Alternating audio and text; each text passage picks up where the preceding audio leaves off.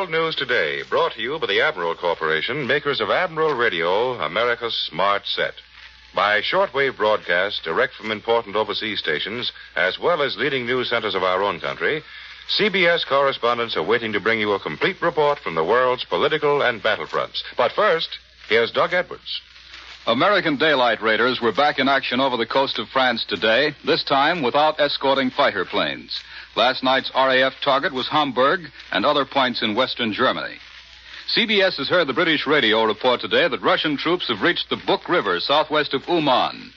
In Rome, Pope Pius has marked the 5th anniversary of his accession to the throne with another appeal for peace and another appeal to all belligerents to spare Rome the horror of battle. Aside from air action, the Italian fronts are quiet.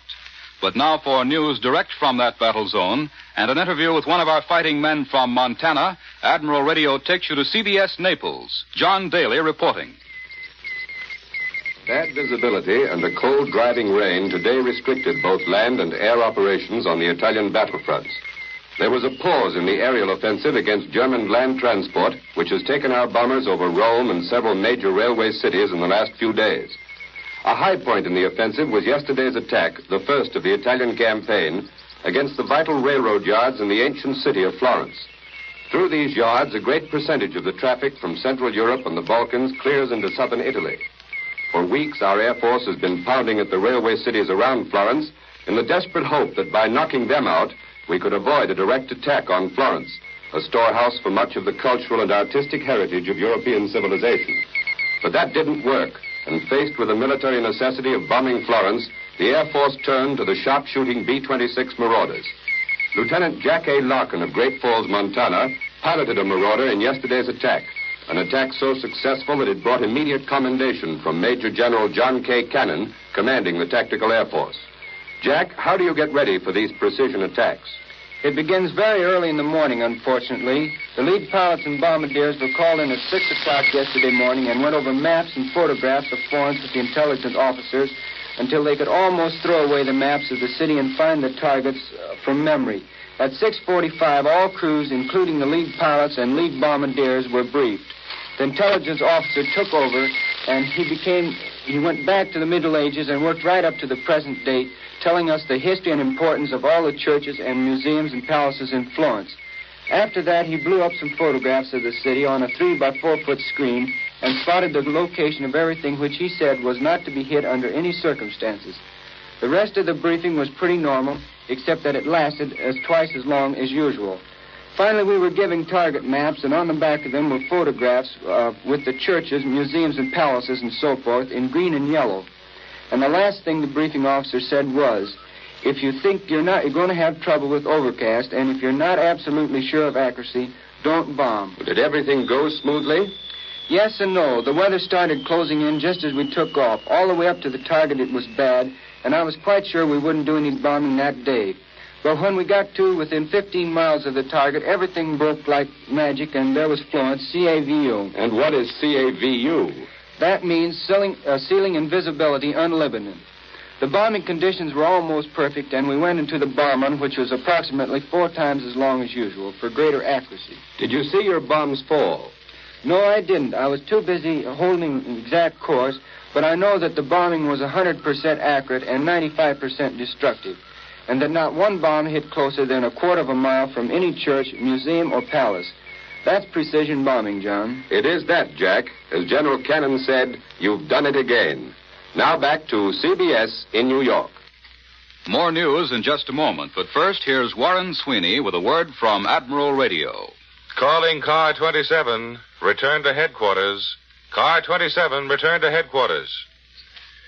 If you were strolling along Piccadilly Circus in London some evening and you heard such a call, you'd probably have to look twice to be sure you weren't in America. Military police in the London area have found that a radio patrol system, as used by police departments in American cities, is of great benefit to the civilian population as well as to military personnel. In the event of an air raid, soldiers and firefighting equipment can be quickly dispatched to the affected areas. Another example of the many uses of radio in war. Admiral communications equipment is fighting on all fronts, war-proved, battle-tested. Production facilities of all Admiral plants have been greatly expanded to build more and more radio materials so vital to victory. Admiral's post-war plans include many radio improvements developed for the needs of war. When the war is won and Admiral's efforts are turned to civilian production, you can expect great things from Admiral, America's smart set. Now here once again is Doug Edwards. Liberator bombers have again attacked the French invasion coast. For this news and an interview with the inventor of the 6-ton bomb, Admiral Radio takes you to CBS London. Charles Shaw reporting. American bombers have raided German targets again without opposition and without loss. The targets today were in the Pas-de-Calais area, and they were attacked by unescorted liberators. Our forces are successful on all fronts, but of course, they owe much to the men behind the fronts, those who develop their weapons and plan their strategy and tactics. And now here is Air Commodore Patrick Huskinson, commander of the British Empire, MC and Bar, a fighter pilot in the last war, who was totally blinded in a London air raid in 1941. He heads the British Ministry of Aircraft production team responsible for the new 12,000-pound or 6-ton aerial bomb. Air Commodore Huskinson, what is the object of such an enormous concentrated weight of explosive in your bomb? To destroy Nazi war production, one big bomb is much better than a large number of small ones. You will recently see the air photographs of our attack with 12,000-pound bombs on Le Bauge. These bombs completely devastated an aero engine repair factory. Well, can you say, sir, how the 12,000-pounder came about? The bomb was developed by a large team of scientists over many months of investigation. The first thing to consider was the aircraft to carry them and the amount of space available in the bomb bays. Once this point has been settled, the designer traces out the bomb case, the tail, the fuse, and the exploding components. Another important point is to trace the path of the bomb through the air, which has to be accurately measured in order that correct settings may be set on the bomb sites. A wooden model is then made and placed up in the mock-up in the aeroplane to see that it fits correctly. A further team of experts are considering what type of explosive to place in the bombs. Once this is settled, trial bombs are made up and statically detonated on the ground. The first time we dropped one of our 12,000-pounders, it fell head over heels, much to the consternation of the experts watching the trials. Well, Air Commodore Huskinson, what can you say about the tests you make?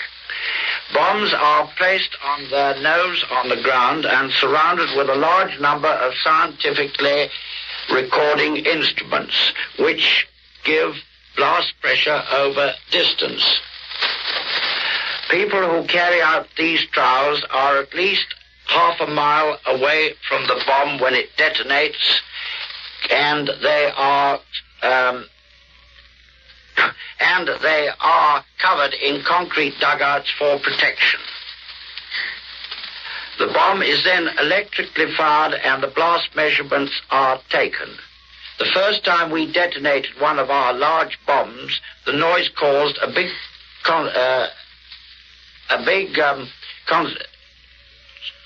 consternation throughout the district.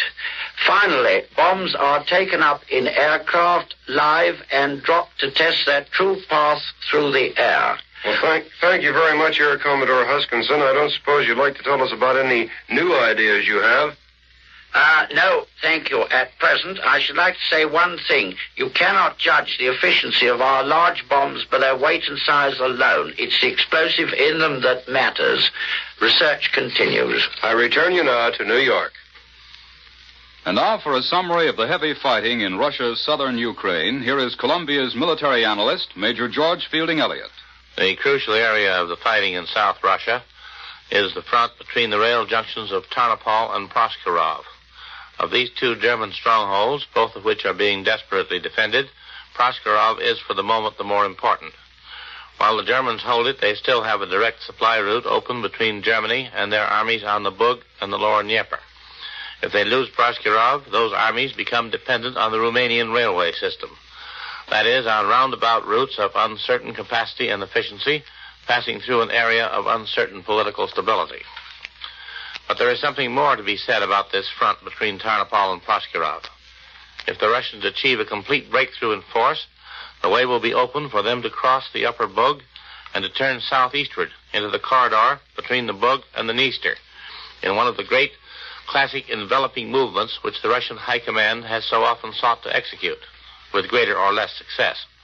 At Stalingrad, such a move captured a German army, and before Leningrad a few weeks ago, 2 German armies were forced to retreat before such a threat. Now the greatest of these possibilities, which the war has yet offered to the Russians, lies almost within their grasp. The prize is the whole German group of armies to the south, strung out along the Bug and down to the mouth of the Dnieper, badly overextended and with precarious routes of supply. If Proskurov falls, and if the Russians break through into the Bug-Dniester corridor, just one thing can save these German armies: a heavy and successful German counteroffensive in this same Tarnopol-Proskurov region. The Wehrmacht thus faces its most severe test, and we shall soon know what its remaining defensive power may be. That was Columbia's military analyst, Major George Fielding Elliott. And now for a report on developments in South America, Admiral Radio takes you to CBS Rio de Janeiro. John Adams reporting. Brazilian political observers are obviously alarmed about the anti-American wedge that the Nazis and Fifth Columnists seem to be driving into the Pan-American bloc. Evidences of this alarm could be noted in the closely controlled Brazilian press this week. There were very few editorials directly about the Argentina and Bolivian situations, but there was a noticeable increase in strongly worded editorials advocating that close links must be maintained between Latin America and the United States.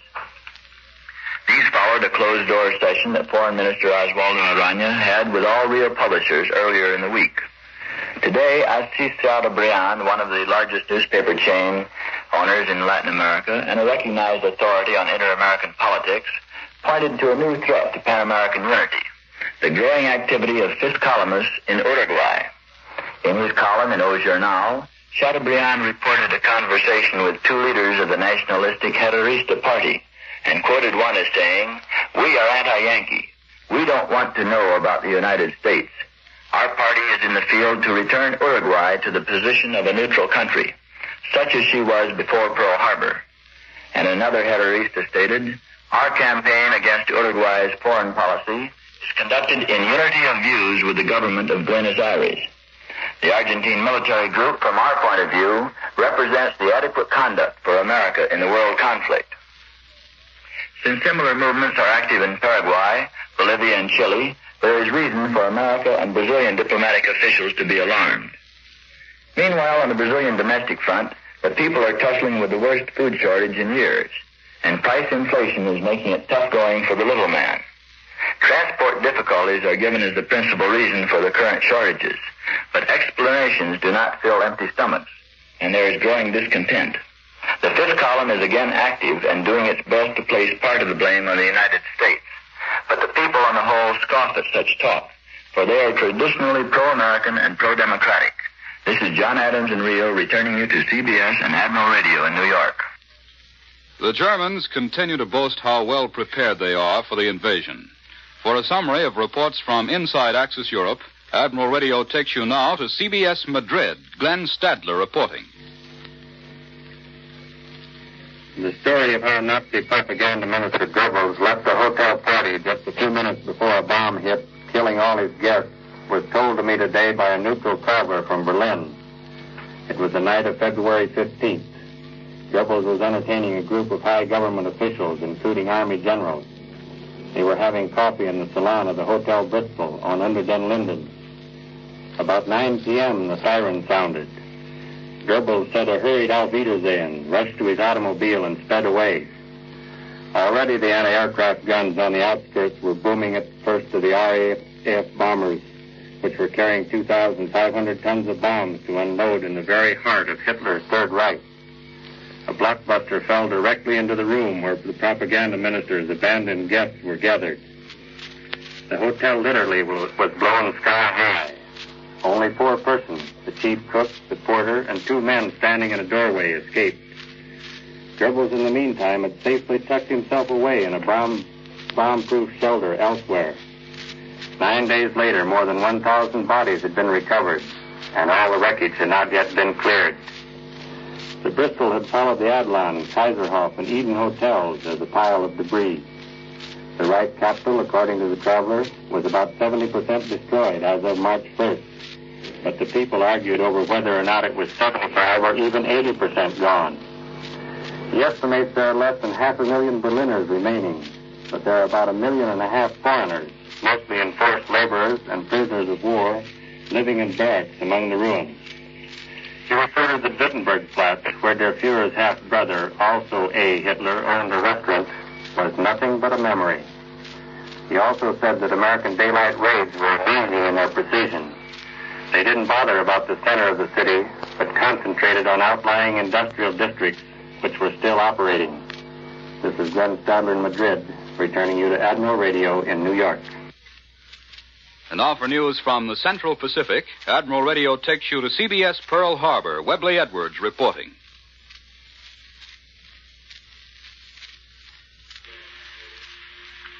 I have just returned from a visit to a Pacific island where much of the 4th Marine Division is now billeted. These are the men who, with 7th Army Division men, stormed ashore on the Marshall Islands. I talked and ate and spent considerable time with these men and asked them what they thought of the war and how they'd like to go home. They're thinking of home all right. They'd like a few hours at the corner drugstore and to see their parents and their girlfriends and to loaf a little in their old haunts. But they are already looking forward to their next battle. They're very serious about this job ahead of them. They've just started this Pacific War. To leave off now would not be too much to their liking. These are the men who've just left off killing Japs in the Marshall Islands in an efficient and thorough manner. Many of us may have wondered if this cold-blooded killing of the enemy, this necessary stamping out of a brutal and fanatic enemy in his sniper's post or his pillbox, may have brutalized our young men. I have to report that it is not. They are normal young men who've been through a terrific experience, but their afterthoughts are perfectly decent. They remind you a lot of a crowd of young men who've just returned from an important football game which they've won, except that these have a very serious look in their eye. They are quite tough, in the quiet, tough way of men who know their own strength and support. This does not submerge their sense of humor, the irrepressible flow of typical American wisecracks. This toughness is most heartening. It is not the brash, superficial gangster kind. It's a toughness that comes from the knowledge that they must do a job of killing when it's called for. When the job is done, they turn again to the kind of young men that you and I know and like. Much of this is the result of excellent leadership. Let me give you an example. On this Pacific island, this was posted, and the 4th Marines were reading and heeding it. I quote, "When on liberty or duty ashore, all Marines will strictly obey all rules in force in this area. All officers will be saluted. No knives or weapons will be carried. Proper uniform will be worn. Clean khaki with field scarf and garrison cap. Hair will be cut and appearance will be neat. Enlisted Army and Navy personnel have established a good reputation during their stay on this island. Marines will so conduct themselves in the dealings with the local people so as not to be out of order. Combat experience does not allow anyone to let down the bars. Discipline and respect for the uniform and for others is still the mark of the Marine anywhere." Unquote. This is Webley Edwards at Pearl Harbor, returning you to Admiral Radio in New York.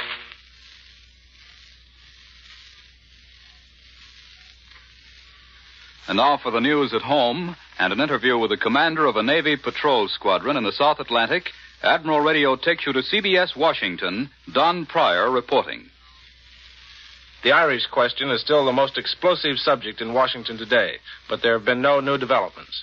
The only thing that can be said so far is that a much sterner attitude toward ERA seems to be inevitable.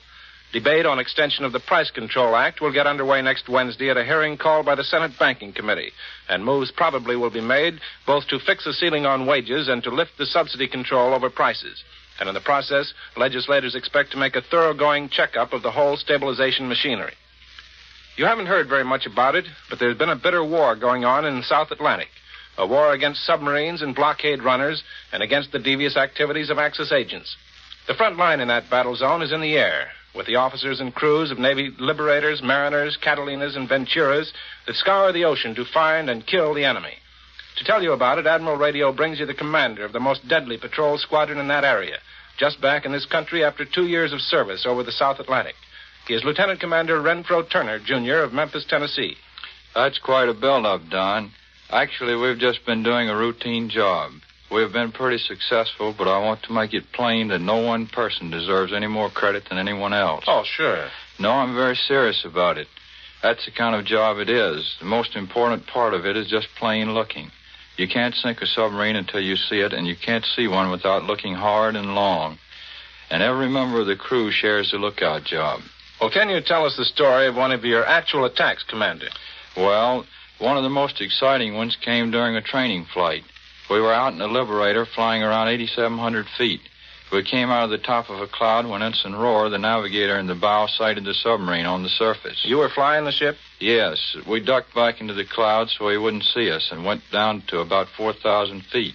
Then we came out of the cloud and dove and dropped a depth charge from about 50 feet just as his stern was going under the water. Did that get him? I think it damaged him. We patrolled around for about an hour, and he came back to the surface. That time, Ensign Terry, the co-pilot, was flying, and he made a second attack just as the periscope was going down. We had to go back to the base then, so we called in some other planes, and they kept patrolling all night. He came up again at dawn. The plane that sighted him made one attack, and then 2 more came in and dropped half a dozen depth charges apiece and blew him to bits. Unfortunately, one of the planes was caught in the explosion and was lost. Well, how much of the South Atlantic can you cover like that, Commander? All of it. And how about the blockade work you do down there? Well, you've read about Germany's attempts to run the blockade. Well, I remember that story in January when 4 of their ships were sunk.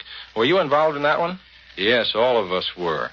We set up a barrier patrol clear across the Atlantic. It was so effective that not a single ship got through that we didn't see. Well, one of them got up to the Bay of Biscay, didn't it?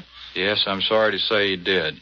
He slipped away from us after we spotted him, but the British caught him later and sent him down along with several destroyers the Germans sent out to help him.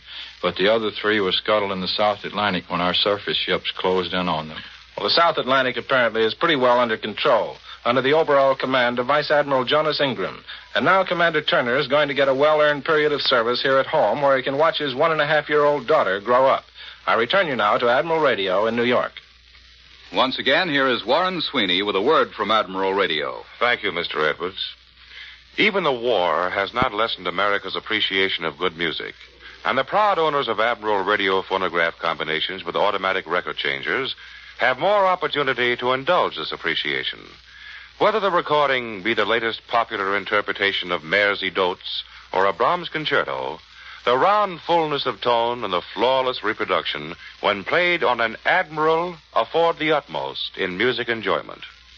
Loading and unloading the Admiral automatic changer is so simple. With a capacity of 12 records, a complete program can be enjoyed without going near the instrument. Remember, too, that only Admiral has slide-away. Admiral slide-away is constructed so that by merely opening the doors of the Admiral cabinet, the complete phonograph turntable and automatic record changer are merged to view, waist-high, convenient. It's easy to see why Admiral's automatic record changer and Admiral's slide-away offer so many advantages over other types. For Admiral Corporation is the world's largest manufacturer of radio phonograph combinations with automatic record changers. Experience counts, and because of this experience, you'll want your post-war radio phonograph to be an Admiral, America's smart set, with the Admiral automatic record changer and Admiral slide-away. The appearance of personnel of the armed services on this program does not constitute an endorsement of our product. Once again, you are asked to give generously, to give all you possibly can to the Red Cross. Let your goodness of heart be the measure of your contribution. Every dollar means blood plasma to save lives, comfort and care for the wounded, medicine and food for prisoners. America's Red Cross goal is $200 million. Your contribution is vitally needed. Make it as large as you can. World News Today is brought to you each Sunday at this hour by the Admiral Corporation, makers of Admiral Radio, America's smart set. Be sure to listen again next Sunday when Admiral brings you World News Today by shortwave, direct from leading news centers of the world. This is CBS, the Columbia Broadcasting System. The WBBM Air Theater, Wrigley Building, Chicago.